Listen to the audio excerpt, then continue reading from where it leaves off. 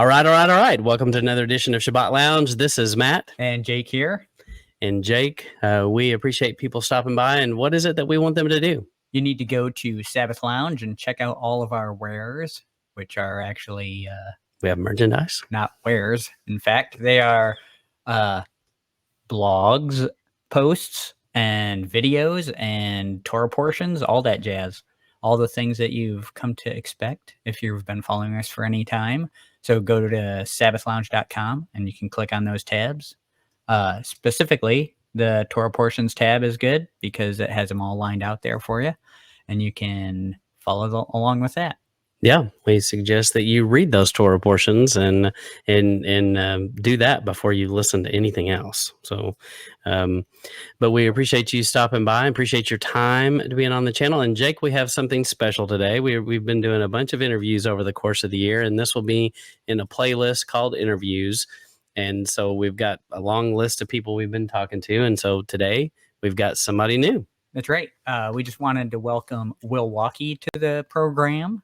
And he's a fella on TikTok that we've been kind of scoping about and following his things. And so we just wanted to get him on the show and discuss some Torah topics with him.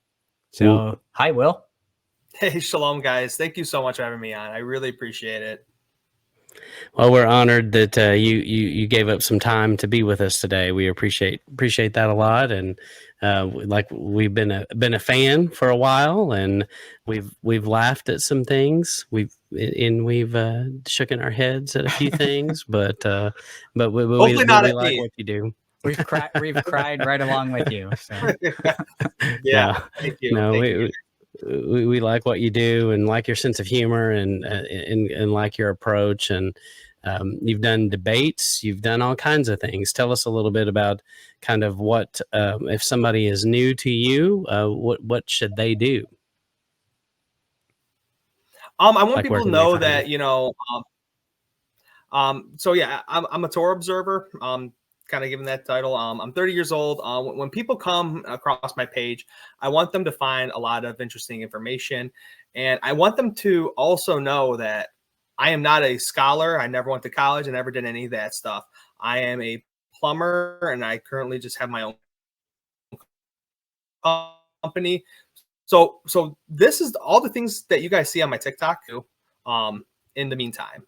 And so if you do see something of me where it's like, wow, I can't believe this guy knows how to do this or this and that, these are all things that you guys can do too. I am not anyone special with a doctorate degree, master's degree. I'm your average person who knows this stuff, and you can know it too. As it just takes you sitting down, reading, disciplining yourself. Yeah, no, that's well said too. So Jake and I also don't claim to be anything special in that regard, and nor do we think you have to. I think that there's been this air about intellectualism that is worshipped today in our society, and even amongst believers, people worship this idea and think you have to go to school and have XYZ behind your name before people can listen to you, and that's just not true. Fortunately for me, growing up, I grew up in West Texas and a farming community, and a lot of those old farmers were pretty wise, and they didn't go to school, but I heard them say lots of wise things, and especially the guys that were in the church community I was involved in, and they knew a few things, and you're wise to listen to them. So, but yeah, you don't have to have a degree behind your name. Yeah, I think a lot of people forget that. Well, I can read and comprehend the English language, so that opens the door to a lot of things. Yeah. So. Yeah, that's great. Well, I did have a few questions, and one of them is, could you briefly describe kind of how you got to Torah Walk? Most of us, kind of were normie Christians or something at some point. I assume you have some kind of story like that. Yeah, it's it's nothing really crazy or anything. So I really struggled with being happy. When I was younger, I really liked to just have promiscuous relationship with women, and I loved getting drunk. That was my thing. But it never fully made me happy until one day I went to my parents were going to church. I just went with them on that particular Sunday, and there was a guy. So I'm from Cleveland, Ohio, and there was a guy from the Plain Dealer, and he was there, and he was just talking about this message, and it was a very basic message. It was just basically like Jesus loves you. Like it was very simple. I don't know why I broke down and cried. I tried really hard to hold it in, to the point where I just went to my parents' car. I sat in there. They were like, "Are you okay?" I'm like, "I'm fine." When I went home, I prayed, and I said, "Okay, I'm going to stop what I'm doing.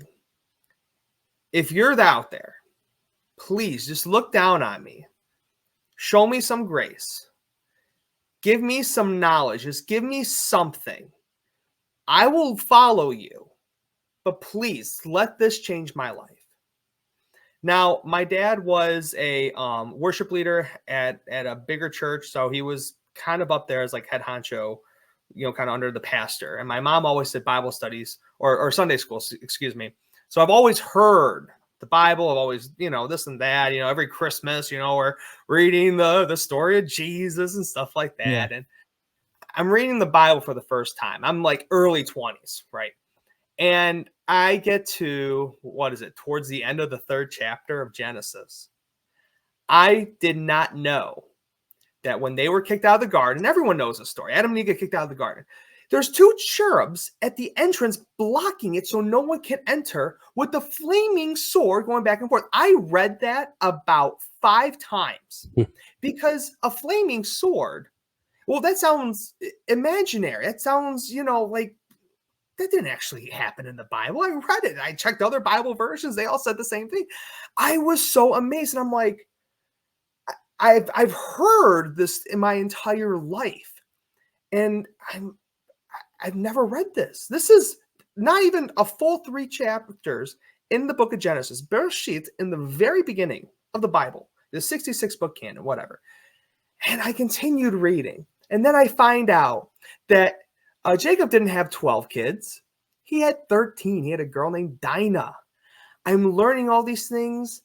Part of me got really angry because why wasn't I told about this? I'm a Christian. I've been telling everyone, like, "Oh, what religion are you? A Catholic? I'm a Christian." Well, the holy book in my life, I didn't even know it. I just felt bamboozled by my pastors, by what they were saying. Eventually, as I'm continue reading through, I get to the book of Daniel. I'm like, "Oh, there's 12 chapters. Okay, there's 12 stories. Well, I know the lion's den story. I'm learning about the dream, the bear, the lion, the leopard. I'm learning about the tree dream. I'm learning about the writing on the wall. That's where the phrase comes from. Then towards the end, Michael is there. And I'm like, I don't know this. And towards the end, it was probably about 10 days before my 21st birthday. I told myself, I'm going to be Torah observant, because reading these laws are here to benefit us. This isn't a burden. This isn't something evil or something to weigh us down with or anything like that. This is because we don't just worship a God. No, we worship a loving Father. That's what makes him different than any other false god out there. He is a loving Father. And just as a loving Father tells us and gives us commands to do something, to do it. And I realized this. So 10 days before my 21st birthday, all my friends wanted to go out and get drunk. No, guys, I need to know this and study this. My birthday was in August. So I'm 30 years old and 2 months. And so I've been Torah observant for a little over 9 years, and it's just been a blessing ever since. Wow. Yeah, it's amazing how you start reading and you're like, why did they leave out? Why in church do they leave out all these awesome stories? It's like there's so much they could be telling you about. Yeah. And it makes it exciting. And you're like, what? They could be, if they're interested in pew filling, they could be filling them, with truth instead of watered down stuff. But I don't know. It's kind of crazy. It was funny because so I'm all tatted up underneath here. I'm all tatted up, and because tattoos are cool and girls like guys with tattoos. You know, it gives a little edginess to it. You know, hey, it is what it is. I'm going to be honest with you guys. And I remember my mom yelling at me like, it's in the Bible not to get tattoos. And I'm like, where? I don't know, but it's there. But when I actually read it through, I think it's like what Leviticus 21:19, I think it is. I'm like, you're right. I'm sorry. Wow. Yeah. Yeah, that is interesting too. You know how I grew up in church tradition that believed in no tattoos, and they would quote that, but you know they didn't have it much regard for any other thing in the Torah, but they would bring out the convenient ones. That's kind of funny how that works. Yeah. This one fits what we want to talk about right now, so we'll hit you with that. Well, that's really an amazing story. You know that you realize that at a young age and a time of your life when people are easily losing their mind, doing crazy stuff. So that's amazing. Yeah, I think another thing, and Matt talks about this a lot, is when is that prayer that you mentioned and how specific it was, and kind of had an if then to it.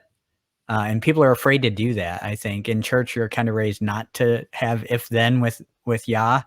And it's like, but that's how Gideon and the fleece worked, you know, that's what Jacob does in the wilderness. If you keep me in food and shelter, you'll be my Elohim. I'll be your servant. Right. So I think that's interesting. It's very interesting, especially even in the Psalms.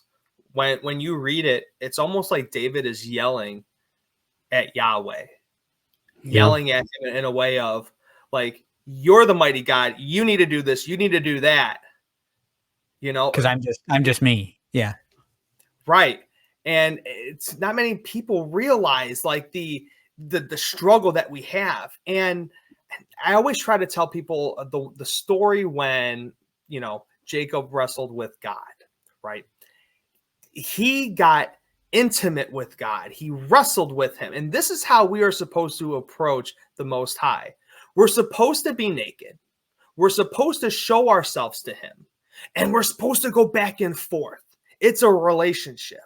Just as we go back and forth with our wife, we're supposed to go back and forth with God. If you're mad at God, let him know that you're upset. Let him know. He wants that communication. He doesn't want this generic, our Heavenly Father, great are you, bless this food, amen. No. God, I had this terrible day at work. This sucked. It was terrible. I felt like you weren't there. I felt alone and by myself.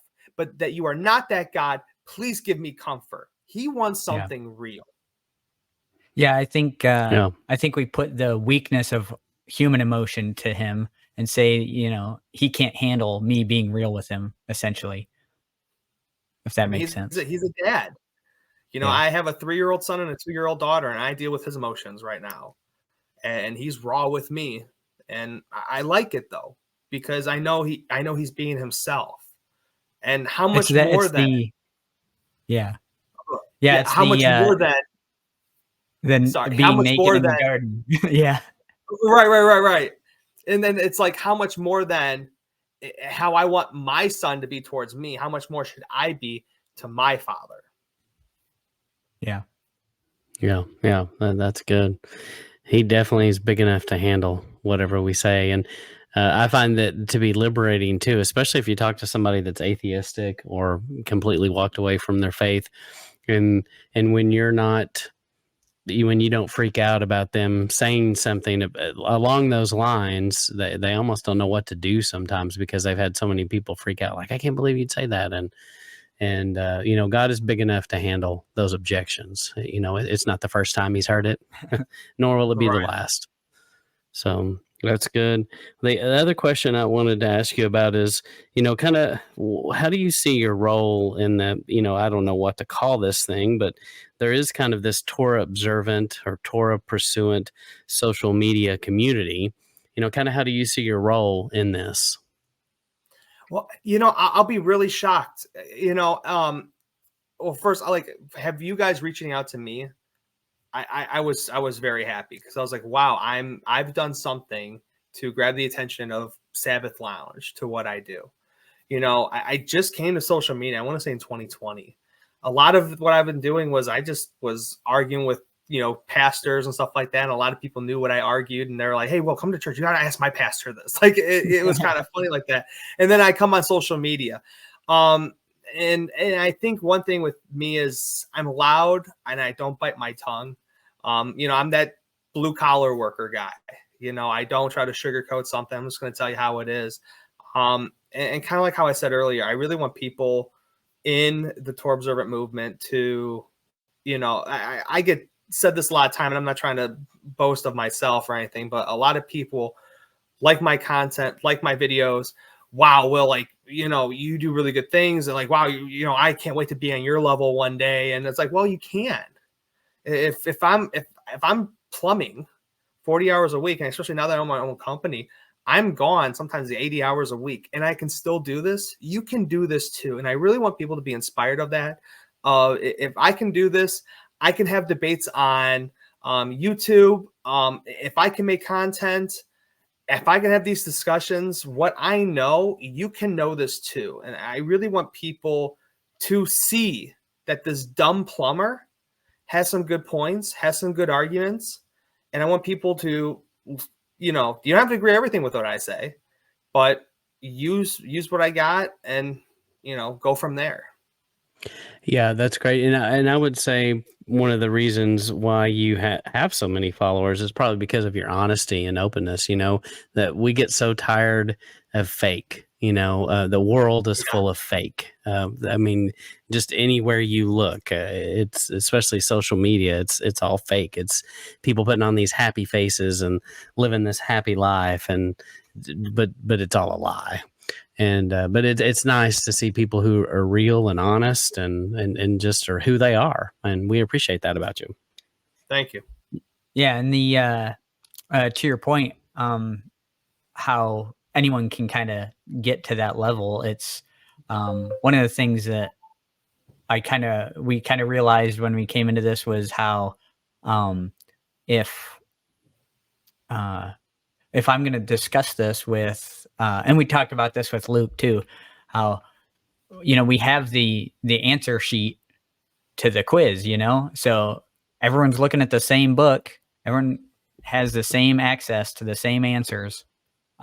So it doesn't take someone special to be able to read and understand. And, and he even says, it's not too hard for you to understand. So, and he just reveals as you're ready for it. So as long as you keep up with it. Yeah. And That's then, good. And I think Jake has a couple of questions. Yeah. Let's see.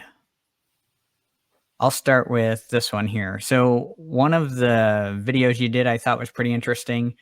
A couple of my questions are going to be on this topic, I think. But I see you go back and forth a lot with Trinitarian people. But one of the points you make is this difference between eternal and everlasting. So I just wanted to have you, for our audience, give a quick kind of synopsis of what that difference is and why that's important. Right. So, us in the English, eternal and everlasting, they are very different. So eternal is no beginning, no end. Everlasting has a beginning, but has no end. And this is very important, especially when we look at Yeshua. So not every Torah agrees with me on this stance, and it's fine. It's I know every Christian disagrees with me because, they get a little mad. That's but a requirement almost. Yeah. Yeah. It's, hey, truth hurts. I don't know what to, I don't know, I don't know. Go to someone else's channel if you don't, like my taste. Yeah. So the Hebrew word that's mostly being used is olam, when the Greek is aeonios. Now, in my intro debate that I had with Bible Inspired Truth on Alternate Media YouTube channel, I brought up some of the things showing the distinction. So in the Greek, we see multiple times, and I bring this up from like Matthew, Romans, all over, where it talks about us human beings. We will inherit eternal life. In other verses, it actually says everlasting life.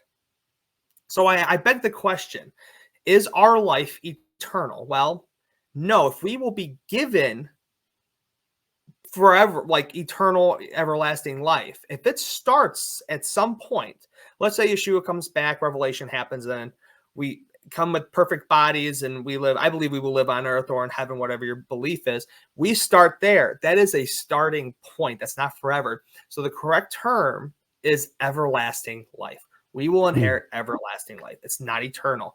Now in Romans, it's in chapter 6, and the other one's in 16. I forgot which one is which, but it describes the Father, Yod He Vav He, as being everlasting, and the other one is eternal.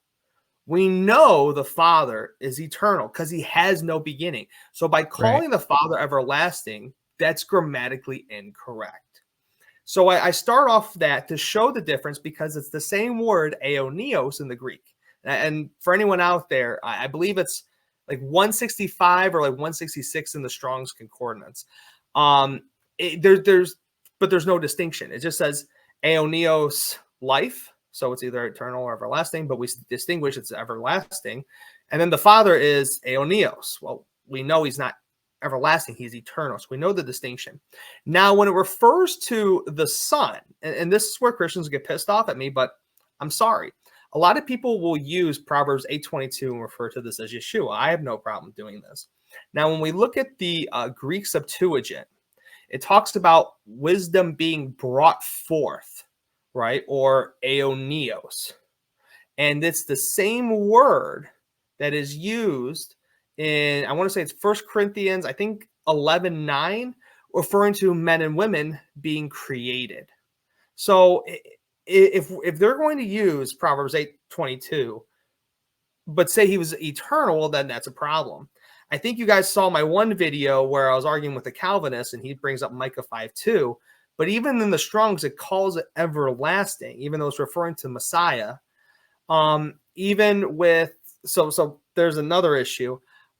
The Orthodox Church, they believe in what's called monarchical Trinitarianism, where they believe that the Son was eternally generated. My problem with that is if we use all these little terms that are throughout the Bible, that Yeshua is either generated, brought forth, begotten, set up. These are all the result of an action. Something happened to where he is now. Whether he's directly from the Father, like if we have a drop of water and the water pulls itself out where it's the same drop of water, whatever illustration you want to give, something happened, Yeshua was the result. The word, the logos, the memra, however you want to define this. So it's very important to where in the Trinity, where people say that the Son is eternal, and they'll pull up quotes from the Church Father where they also mention this, but then they fail to realize that it's being translated from Greek. The aeonios there isn't distinguished. So when we have these words that describe something that is temporal, it's everlasting. It just is. Now, this doesn't mean that Yeshua's sacrifice was meaningless or there's nothing special about Yeshua, but it's just a fact there. So understanding the distinction, it makes the Bible, it brings it a little more to life. Yeah. I think one of the things that I ran into early on was maybe I'll just describe him the way the Bible describes him. How about that? How about I just describe him that way instead of whatever theological term you want to use to describe him? I'll say what he says about himself, and then I can't be wrong. Yeah. And some of those terms, like you said, like that thing you just mentioned, monarchical, is that what you said? Monarchical. Oh, yeah. Monarchical Trinitarianism. I've never even heard of that, but it's like people just made up names. So we're gonna, we don't know what this is, but we're gonna say it's this, and it's gonna become this thing. And some dude just said he just made that up, and people run with it like a doctrine. I was really happy. There was a few Orthodox guys that I was talking to about that, and I presented them the same issue, and they were honest with me, and I appreciated that, and they told me it's a mystery we just can't understand, but we know it's true. It's like, I appreciate that. I appreciate but don't get mad at me though if I don't accept it. That's all I'm saying. Just don't get mad at me. Well, Yeah, that's kind of the other thing is we tend to use his ways are higher than our ways, and we just can't know all things like he does. And it's like, well, hang on, that's the end of the conversation. You know, that's not where you start. You start with trying to figure it out, and then once you've exhausted all your resources, then you can lean back on, well, some things we can't really know. yeah. Yeah, you don't start there. Right. But, especially like with the Trinity, it is one of those things where I do acknowledge, I'm a two-dimensional being trying to describe this four-dimensional concept. And so I'm limited, in this current state to fully understand how some of these things work. One day we will totally understand it, but it is a hard thing. And he tried to put it in terms that we could understand. And, especially with the Father and the Son, and, that's mostly for our benefit. So we could kind of put some kind of framework around how does this work? Right. I think even too, when we look at second Esdras, I believe it's like chapter 4. Ezra is here trying to understand God. And what happens is the angel gives him 3 riddles and he's not able to solve the riddles. And the angel goes, well, I gave you riddles on things that you have experienced, yet you can't explain it. So how can you understand God whom you have not experienced? So I'm not trying to be up here and say that, God's easy to understand, like what's wrong with you guys, But also right. I feel like if I'm going to say God is a giant pizza monster, and if we don't offer up mozzarella in our front yard every full moon, something bad's going to happen to us. I have no proof. You just have to have faith. Now, I feel like that's pretty idiotic, and not trying to sound rude or anything, but I feel like with this idea too, it has problems. Yeah. Yeah. Well, that's fair. So what would you say about I don't know that I've heard this argument fleshed out before, but so we would be described as eternal then, or everlasting. We would be everlasting, right? Because you have a beginning, no end. But what would you say about, well, we have that spark of divinity that came from eternal. So there's an eternal level to even our being, right? If that makes any sense. So no, and that argument has also been presented to me. The only problem that I view is, so let's say God is this fire and he takes part of that fire and puts it on you now. When did that fire start? Did it have a starting point? You know what I mean? Because it has that starting point, it has to be everlasting. Once it is put into you, now you're that eternal you're that everlasting instead of eternal being, even though you have an everlasting part to you, or an eternal part to you. See, now I'm mixing. No, yeah, you're good. Because I feel like the only problem is Mormonism per se. Mormonism might present a problem because, they believe that we all previously existed on Kolob or whatever, and then we came here and we just lost all of our memory. So if you believe in that, possibly eternal. I don't know too much about Mormons to completely throw that out there, but I feel like that's the only argument that could possibly hurt me. But I also really don't interact with Mormons. Right.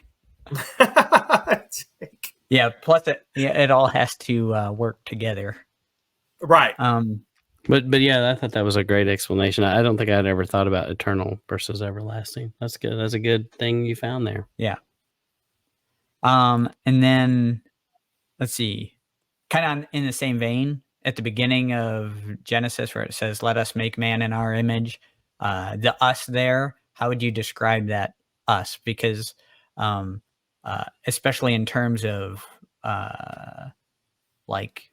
so that's a plural word, right? Us. But isn't there a plural authoritative that just it comes across as plural, but it's just for emphasis? Or can you describe that a little bit? It's the same thing with Elohim, and it's the even not necessarily plurality, but even like wisdom that's even talked about in Proverbs 8, where it's in the feminine. A lot of people don't understand Hebrew, and you can't take Hebrew the same way that you take the English language. It's not going to work. So, for instance, there is I don't remember the Hebrew word exactly.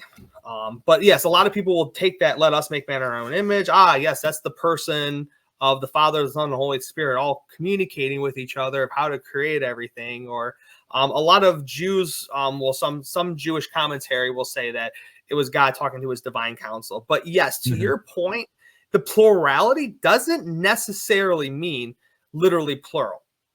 And I always bring up this example. So I'm pretty sure there are a lot of people who are familiar with Behemoth. Behemoth is, Behemoth and Leviathan. Leviathan's like, excuse me, king of the ocean animals, right? I believe it's mentioned 4 times. And then Behemoth is only mentioned once, and it's actually in Job. So, Job, yep. Job, sorry, I was looking for it. 40:15. So look at Behemoth, which I made along with you, and which feeds on grass like an ox. And basically from 15 all the way down, it basically describes this giant type thing, which a lot of people say it's a hippopotamus. With the cedar tail, maybe it's a type of dinosaur. I don't know. But here's the important thing. I call it dinosaur. Brontosaurus, actually. But so it's interesting. So this word in Hebrew only appears once throughout the entire Hebrew Bible. And so it's Strong's 930 for anyone that wants to look at it. And it's Behemoth, where it's the plurality of the word Behemoth. Behemoth literally just means like an ox or a cattle or a water ox. So when we have the plurality of Behemoth, it's literally oxes. But we see how Job is writing. He's not talking about many oxes or many cattle. He's talking about one, but it's in the plural because it's so magnificent. It's so powerful. It's so big. It's like, this is one thing you do not want to mess with. So the plurality here is being used to talk about how enormous this is. So to your point, absolutely, the plurality can be used to talk about the strength, the power, the glory. Because especially if we're talking about Yahweh, Yod-Heh-Vav-Heh, he is the God of gods, as it's described in Deuteronomy, Daniel, and Psalms. He is like the head honcho. So of course, some words in the Hebrew was going to be plural to describe him. It only makes sense. Yeah. Yeah, I think that's a good example, and I hadn't heard the call to Behemoth on that, so I think that's cool. Yeah, because when you read that from 15 to the rest of 24, it's literally talking about one single animal, even though the original word is plural. Yeah. Yep. And then I think too the idea that Messiah was there at the foundation of the planet. So it's possible it could be either is kind of the thing, but it doesn't have to mean Trinity, essentially, is the point. And so, and I think this is, one reason why I think a lot of people like me is kind of like how you guys were alluding to was I am completely honest. It absolutely could be the Father talking to the Son, or it could be him talking to the divine council, or it can literally just be him talking about how powerful God is. Right. It's important for all of us to look at all angles of this instead of just saying Trinity. Yep, there it is. Yeah, and it's right there. I think it gets dangerous when we start pretending we know for a fact a lot of things that you can't really know for a fact. When there's multiple rational, logical conclusions that could be drawn, to say for a fact, it just isn't realistic, I think, a lot of times. Yeah. And so I think if people need to be honest with themselves about what they do and don't know or can and can't know. Yeah, and I think you should be leery if somebody comes across and like, I know this is true about some of these things. I'm like, I don't know. Now, let's be honest. There are some things that are very You can't basic and know, very knowable. and it's Right. very clear. Well, There's no debate. It's black and white. it's yeah, it's even there was a young kid on a live, and he was arguing the Trinity. He goes to John 1:1, and it says at the beginning was the Word was with God, the Word was God. So the Word's God, and there's only one God, so it has to be the Word. And we finished reading John, it's the Word. And I ask him, what are the 5 forms of Greek? He doesn't know. I ask him, why is one in the accusative, one's in the nominative? I don't know. Why does one say ton theon, the other says theos? I don't know. It's like, well, you really don't know that. What is God? Yeah, what does that word even mean? Yeah. So he had a title. Great. You've just proved he had a title. Okay. Yeah, that's a good point. Well, is it my turn? If you have questions that aren't the end, then Yes, go I ahead. have a question. Okay. So I had a question about, we were talking about the Torah community a little bit, and what do you see is maybe the biggest issue that in the Torah social media world, what's the biggest issue that we're facing out there? Or do you see one? I do.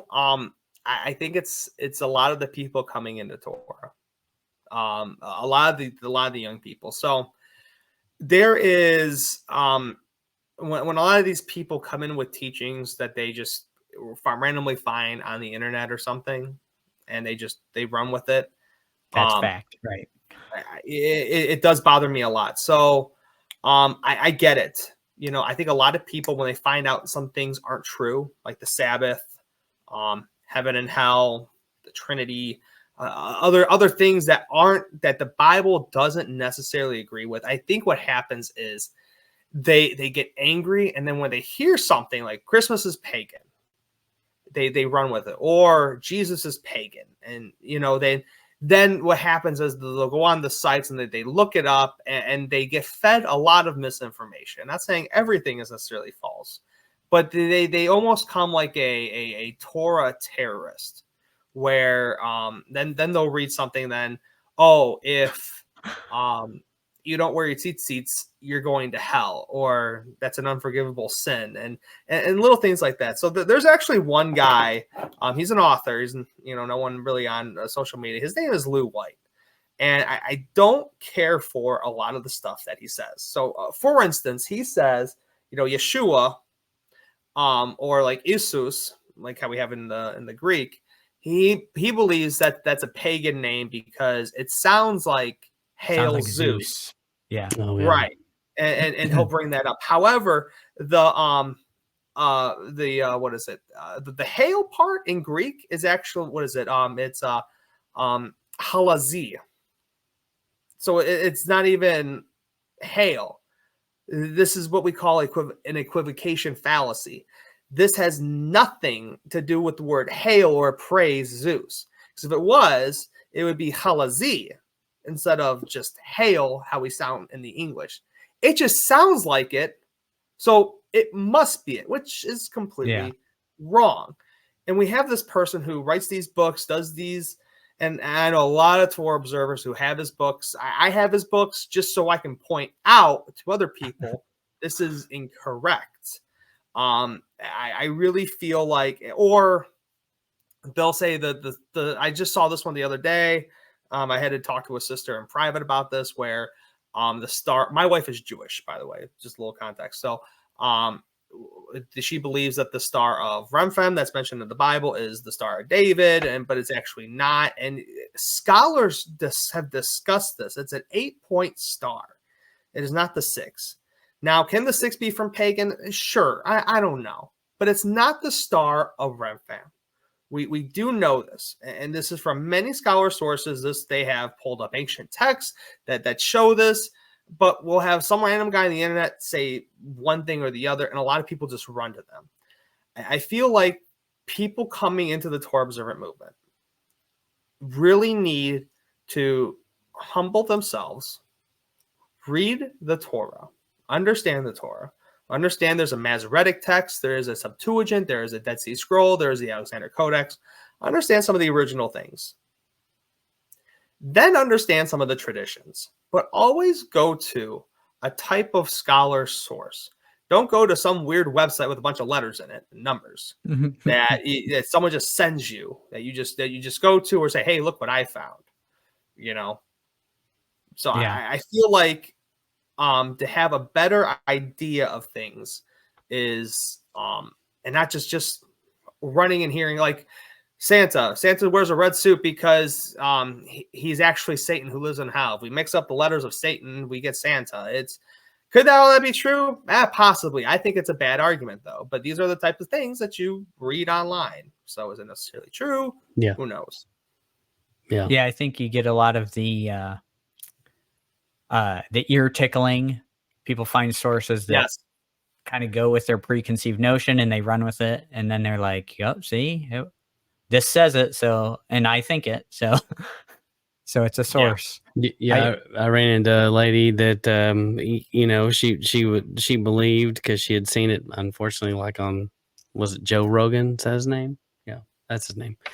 And it was about Yeshua on the cross taking mushrooms to trip. Oh yeah, and that's a Joe Rogan thing. and she believed that, and I'm like, what? Who told you this? Where did you get this information? But you're right. People do run out, and I also think something else that people should do is you should go through the cycle, this Torah cycle, the reading cycle, maybe 2 or 3 times. Maybe as many 5 times. It takes some time understanding it, maybe before you go out and immediately try to start teaching something, because like you said, you should be humble and you should take your time and be methodical before you just run after. And I think, something else that we want to talk about too is, being in a fellowship. And that's the nice thing about when you're in a fellowship with other believers, you can have some of these ideas and say, hey, Jake, what do you think about this? And Jake's like, what are you talking about? Yeah, that's crazy, man. And, and then, maybe you can flesh some of that out with another brother. It's part of discipleship, and you don't have to have like this formal program, but just normal conversations will kind of keep you in check. If you're getting off the rails a little bit, your brother's like, hey, let's look at this. And, that's very helpful, but no, that's good advice. Yeah. Kind of like you were saying earlier about, how anyone can do this if they put the effort in and are disciplined. That's what discipling is.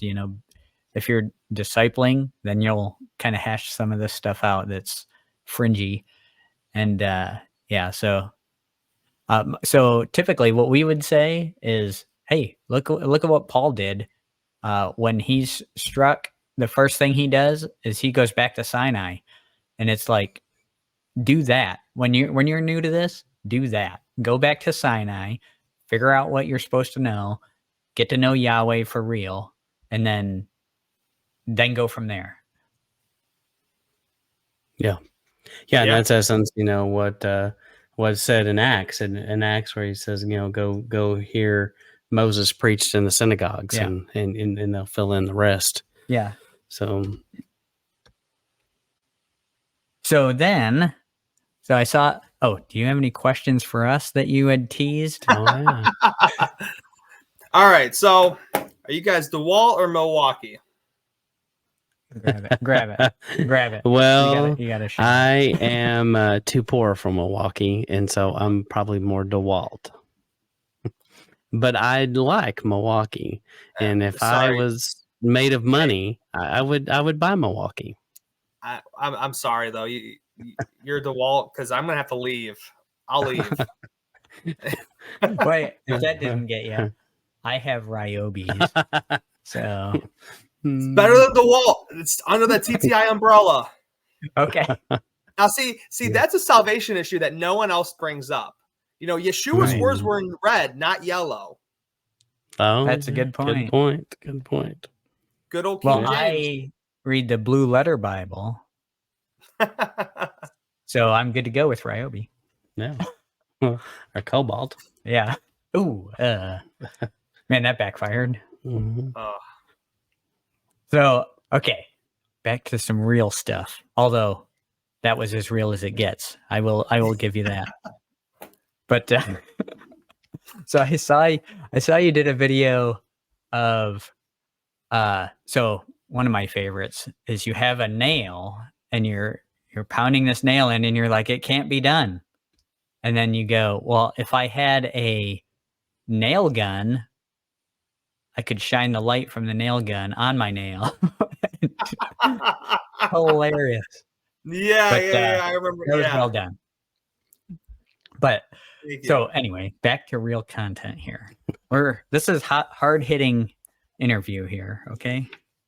So you had a video about not liking being called a Christian, or you had a video of a guy just going off on crazy stuff, saying some pretty disturbing things and making comments about people. And so one of the things that comes up is, I think the easiest way to kind of understand the argument would be, if you don't want to be called a Christian, right? Well, I have people that come to me and they say, well, that just means Christ-like. And of course, the people telling me that are not following what Messiah followed. But the point is, they're saying, well, you just want to be Christ-like. And yeah, like I was saying, the example would be, so like when the Catholic Church has priests that are doing the Fu Manchu, and people say, well, you're going to disassociate yourself from the Catholic religion because of that. And it's like, well, the religion doesn't teach that. That guy, I don't follow him. I follow, the religion, basically. So kind of your thoughts on that, because you had that video out that I had seen. Yeah, I know what your video you're talking about, and it's really sad because not just that individual. There's been other individuals where, but yeah, with that individual, when you're cussing out another individual just because he disagrees with you, and when you talk about his family members, that's a despicable human being. You're a despicable human being. If we disagree, we disagree, and let's talk about it. But right when it goes into ad hominem attacks, it's not cool. I was actually on another live where it's a whole bunch of Christians where we're talking about the early church fathers, and they're actually, what they were bringing up was the eternal and everlasting differences. And I brought up, there was what was it, Justin Martyr, Irenaeus, Clement of Alexandria, Tertullian, Hippolytus, Origen, all these guys that basically diss the Trinity, and the entire thing is, shut up, Will, you're fat. It turned into that, like, and everyone's laughing like, you're so fat. Now, at least it was a strong attack. Well, I don't care what you say about me, but it's just like, well, please answer the question. Like, sure, I'm fat. Okay, cool. I'm not the guy, I'm not your type. Is that it? I don't, who knows? Yeah. Now that you got that out of your system, now back to really real life. So, but with stuff like this, I feel like it's getting more of the majority. If we disagree, it comes out with name callings. It's heretics and stuff like that. And when we look at the word, for instance, when we look at the word Muslim, I wouldn't identify as a Muslim. I don't think you guys would identify as a Muslim. But what is the definition of a Muslim? Someone who follows God.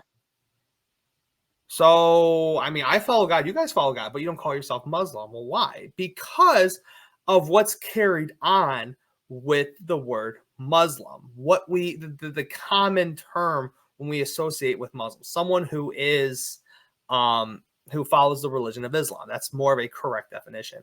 So when we have Christianity now, it's either you are Catholic, Orthodox, or part of the Protestant Reformation, Baptist, Calvinism, all that other protesting Catholic. Yeah. Right. So when you're with that, though, you would all agree, though, on what early church fathers said at certain councils. So for me to say I'm a Christian, but I don't believe if you're good, you go to heaven, bad if you go to hell. I don't believe in, one God, three persons of co-eternal, co-this and that, three omnis. I don't believe in Lucifer. I don't believe in the all these other things that mainstream Christianity believes in. I think it's what's easier is I'm Torah observant. Torah observant already basically has that niche of I follow the Torah and I do my best to follow the Torah. Yeah. That's it. Because right off rip, people will say, "Oh yeah, you're Torah observant. You follow the Torah." And I'll get some people like, "Oh, you follow it for salvation," and I have to correct them. No, I follow it because of salvation. Salvation comes through Yeshua, and I show my love and appreciation by listening to my Father's commands, just as my Mashiach did.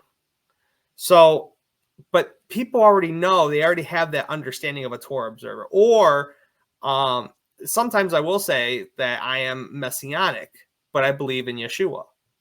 Then you already know what I believe. If I'm messianic, I'm basically a Jew, but I believe that Jesus is the Messiah. So that already answers your question. I don't celebrate Christmas or Easter. I already celebrate the feast days. I eat kosher. That already fills in everything, instead of me saying I'm a Christian, but yada, yada, and yada. then you have all those stipulations to what you're labeling. Yeah, it's just an inferior labeling system is what it amounts to. And kind of going back to your point, like when people say, well, when one person does it wrong, it doesn't mean we have to abandon the entire faith. True, but I feel like if we're seeing 90% of this as the majority, then that's what it basically is. Look, there are many people out there who are Christians, who are genuine good people, good-hearted people who truly love God. Oh, There absolutely. there are. Yeah. But it's slim to none. And because of that, you can't identify with the minority. When we talk about like first century Judaism, or there was a belief of two powers in heaven, but that was the minority. When we think of Christians, we don't think of Jehovah Witnesses or Mormons, even though they'll call themselves Christians. Why? Because they're just the minority. They're not the whole grand scheme of things. So that's why I don't like being called a Christian, especially what I just see on TikTok of, hey, there's going to be 8 of us. We're going to invite one person who we disagree with, and we're going to call him names. We're going to cuss at him. We're going to interrupt him. We're going to talk about his family. That's just something I just don't want to be a part of. Yeah, no. And it does seem like there is definitely a lot of people, a lot of hate sometimes that people want to throw with Torah pursuant, Torah observant kind of people. And I would say you do kind of have to walk a fine line. And if you're somebody listening to this and you're caught up in doing all this argument with some of these people, maybe sometimes you need to walk away from that for your own health, for your own sanity. Don't get stuck in those arguments, those circular arguments with people who you're probably not going to convince anything otherwise. But it's healthy to have conversations like this, like what we're doing together, and having normal conversations with like-minded people, and don't get bogged down all the time in the negative side of all this. Yeah, and it is good to have discussions with people that don't think the way you do. Sure. Just realizing that there is a time and a place to shake the dust off your feet, No, yeah, absolutely. And I there's a guy who's an Orthodox Christian. His name is Nico. I consider him a really good brother. There's another guy, Jehovah Witness. His name is Bo on TikTok. I consider him a really good brother. There's a Catholic guy. His name is Mike. I consider him a brother. There's a Protestant, Mitch. So I have people who I disagree with, but they're good, genuine people who I like to hang out with, and we'll bounce ideas off each other. It's not just, I think too many people like to be in an echo chamber. They don't like to be challenged. But you should be challenged. If you believe in something, you should be able to explain why you believe in this. Yeah. And if you can't, well, you should think about it. There's a reason why we're not. Yeah. Yeah. No, that's an excellent point. So, the another question I had for you is recently I saw that you had you went on a little field trip with another Torah observant person that some people out there might know, Nate. And I was just curious if you're planning on doing more of that, or was that just a one off kind of thing? So Nate followed me. I remember when he first followed me, and I was shocked. The guy's he's at 3.4 million right now. As Yeah. of October 24th, he's at 3.4 million. Um, and he's only following like 1,000 people, and I was one of them. I was so happy. So he's been on a live with me before, and I hit him up, and what's it called? I just let him know, like, hey, dude, if you need any plumbing done, I don't mind, helping you out, because he's off grid. His only income is from TikTok and YouTube and any type of sponsorship. So hey, I feel very blessed. Yaz has been amazing to me. So anything I can do for you. And he hit me up and he's like, hey, you know what? I got to pick your brain. I got to make my own water heater. So I went out, we tested it out, and I didn't flood his house, so he said I can come back. So Yeah. it was Well, good. I was excited about that. But no, yeah, it was awesome. It was a blessing to hang out with him. Yeah. Yeah. That's awesome. Yeah, it's pretty amazing, and I think he's got a channel that just runs that just has his little mower, and he's got a camera on Hank. it all the time, and then he has a thing for Minion, and so Hey, you guys don't want to know how much a month he makes from the lawnmower. okay, crazy. You'll be sick. You'll be sick. Yeah, You're gonna I run out I and buy bet. your own.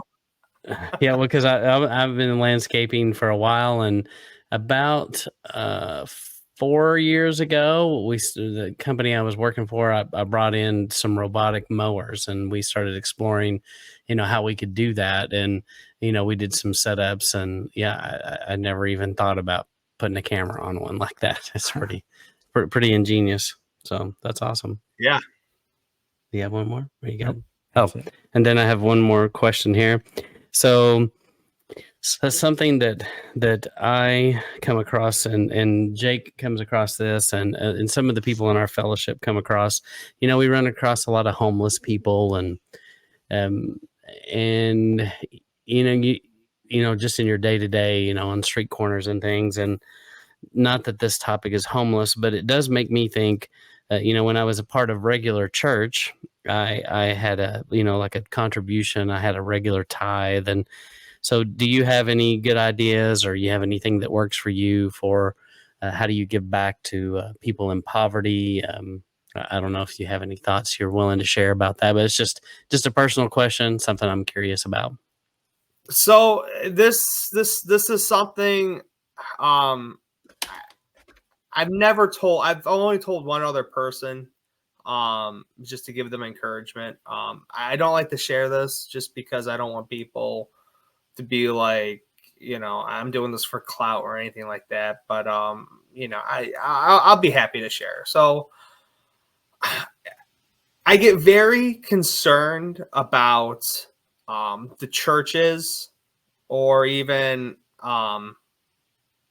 other places that use the money for charity or anything like that. It's because you'll read in the news, oh, this person stole Yeah. X amount of money. So what I do is, and I encourage a lot of people to do this. I live in a nice area, but there are some places by off the highway or whatever. I'll see someone, and I don't give them money, but whatever's around, I'll ask them, like, what are you hungry for? They'll tell me, like, oh, if there's a Subway right there, like, well, I like the the beef sandwich. I'll ask them what he wants on it. You want this? Okay. And then if there's a Walmart or somewhere, I'll, like, not to be weird, do you need maybe underwear or socks, or maybe an undershirt? Do you need a good jacket or something? And they'll tell me, yes, I'm good on a jacket, or you're like, you know what, I could use a warm one. And whatever they tell me they need. And, pant size, I'll ask for the pant size, tell me what shirt size. And I'll go. And I'll spend anywhere from, 75 to $100. And I'll be back in like 20 minutes. It's all in a big bag. And I say, here you go. Have a blessed day. There's a verse in the Bible. I'm drawing a blank right now. I think it's in James. Where it basically, I'm paraphrasing, obviously. It basically says, don't just say like, be well, God is with you. Mm-hmm. Do something for them. Yeah. And I think that's the best way, because you don't necessarily want to give out money just because, you do see people will use it for bad causes. But I think a nice meal for the day, and that could possibly carry on for the next day, and some new clothes will just help revive them. And the reason why I don't talk about this or tell people is I see a lot of videos of people doing nice things, and I think they're doing it for clout, but I don't get on them, because even if they are doing it for clout, they're still doing something nice and honorable for someone else. But with Yeshua, he talks about doing it in secret. Don't be like the Pharisees that go on the corner who purposely dirty their face to make it look like they've been fasting for 10 days when they've only been fasting for one. Don't be like them where they do everything out in public. Do everything behind closed doors. Because at the end of the day, we want to be like Job, to where if Satan ever challenges God, he can say, look at my servant Will. He goes out with his money and he does this nice thing for this person, and then he's gone. He never sees this person again. This person has no idea who he is. He just drove a white Hyundai. That's all I know. And he's gone. And I think that is the best thing someone can do. Now, I'm not saying that you have to spend all this money. And if you're short on cash and you can only afford maybe a sandwich, there are McDonald's everywhere. You can spend $5 and get someone a frying. Yeah, you could even give him your own sandwich. I've done that before. If I had an apple, a water bottle, whatever you got, especially here in Texas, it's hot, and you see somebody on the side of the road. I'm in the trades as well, and I'll often have a ice chest full of water and ice in the summer, and I'm reaching and grabbing, a couple of water and Gatorade, and because that's clearly they're hot and thirsty, but.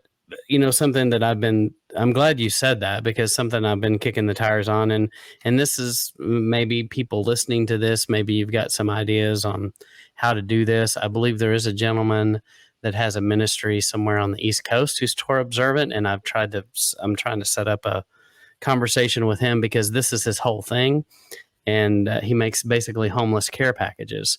And so in our group, it's something we've kind of kicked the tires on about getting some bags together or something, and coming up with a list of items of things we can put in that bag, like hand wipes, and, it would be nice to have some kind of a copy of the Torah even, or something like that to put in there, but chapstick and, maybe even like nail clippers, tweezers, just things that someone might need, and be able to have handy bags that you could have with you on your person at all times, and just be able to hand them out. Because I think especially we're coming into that season where we're going to see more, and I know where you live, it's cold, and and the people being out in the elements, and I do think we need to be mindful, and I think that we should be doing something for them. And you're right about giving them cash. I've definitely given people cash, and I know that that wasn't always the right thing, and it's better to give them more things that are practical, that they need, that they can use.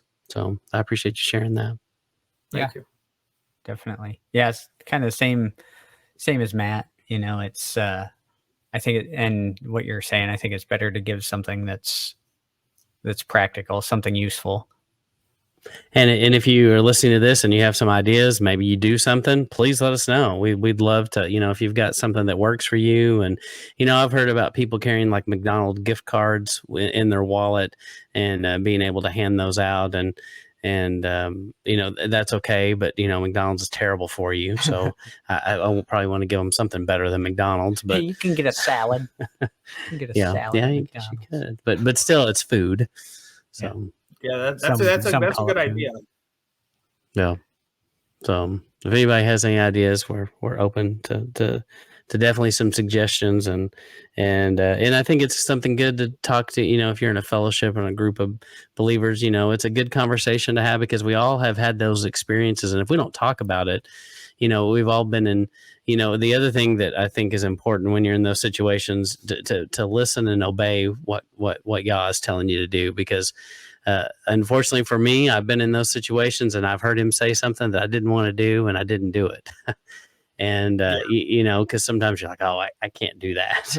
And that's something that we have to work on, and being willing to do what he's asked us to do. And he may have put somebody right in front of you, and it may even not be about that person. It may actually be about you. It may be some lesson he needs you to learn.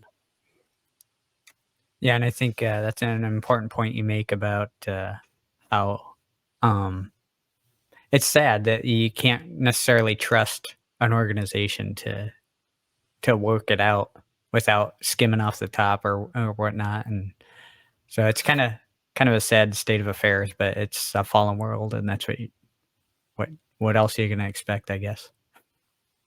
That's actually one of the reasons why my parents, we ended up leaving one of the churches, because it got leaked while my dad was on the worship team. The one guy was dating the pastor's daughter, and they found out what this 18-year-old kid, I mean, from what I've heard from someone else, and I mean, it might be wrong, but it was almost 3 times the amount that my dad was making. And Wow. it's not that it's not my, my dad is someone who doesn't care about the money, but it's like, why are we paying this kid 3 times more than what I'm getting paid, when this money should be used for homelessness or something like that, where someone else can benefit, not some 18-year-old kid who can easily get a job anywhere to make money. Yeah.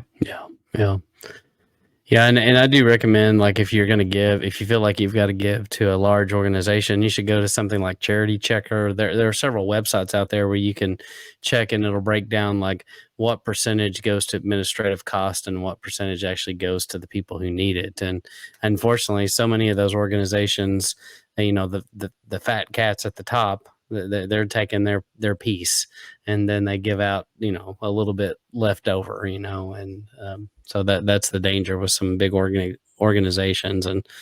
But anyway, and I think that's important too around feast days, because a lot of times, several of the feasts, you're told to not come empty-handed, and it's to bring things for others, and it's supposed to be a time of giving also.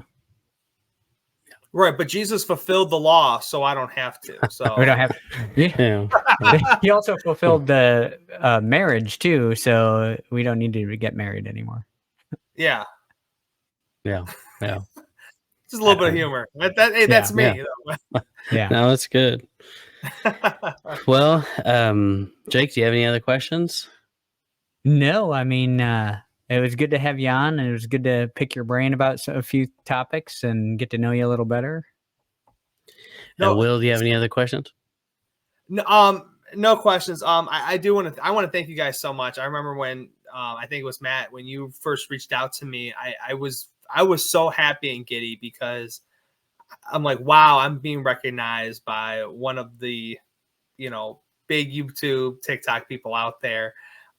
You guys want to interview me? I was very happy, and just looking at my life before Torah and after, for someone who's very unhappy to where now, I'm 30 years old. I own my own house. I have a company, and my wife is a stay-at-home mom. Yeah, that's awesome. God has blessed me enough. I have 2 beautiful children, and it's to where the Torah has taken me. It's just, I'm going to cry if I keep talking. So go ahead. Get him talking. Get 'em Yeah, talking. no, that's a great testimony, and I think it's good for us to meet like this and talk and build community, because people can get in their own little camp, and they don't realize that there's a lot of us out there, and every given Shabbat there are millions of people around the world doing the same thing, reading the same scripture, having the same argument, trying to figure out the same thing you're figuring out, and there is great power in that, and it's amazing to be a part of that. And every Shabbat we get to do that. And, it's unfortunate that mainstream Christianity doesn't understand the beauty of the Torah portions and the beauty of the unity that's found in that, because here you have congregations like ours, which is, a home fellowship, to Messianic congregations, all kinds of different versions of the same thing, doing the same thing at the same time. So we're honored to meet you and to be able to talk to you about these things. And it's refreshing to see somebody young like yourself and doing so well. Jake is young too, but I'm not anymore. I'm not as young as you. Well, guys, I just say turned this, I was 30. 12, so. I just turned 30. I'm old. I'm already feeling in my joints. I'm like, 30 is the new old. I don't know how old you guys are. Yeah. No, that's right. Yeah. But well, I think we're gonna wrap it up here, and if you'll stay on the line, we want to let this finish recording before we get out of it, and so we'll continue to talk to you for a minute. But Jake and I are gonna wrap it up, and this is Matt And Jake signing out, and we ask that you to go follow Wilwaukee. Go look him up in YouTube. Do you have a thing in YouTube? I thought I saw something in YouTube. Yes, I do. Okay. well, there you go. And how do they find you in YouTube? I just look up Wilwaukee. It's like Milwaukee, but an upside down M. Okay. And Same thing. Yep. And TikTok also. Yeah. So go follow him. Go check out his content. And we appreciate your time today, and we hope you have a great evening. Hey, thanks you guys too. Shalom. Shalom.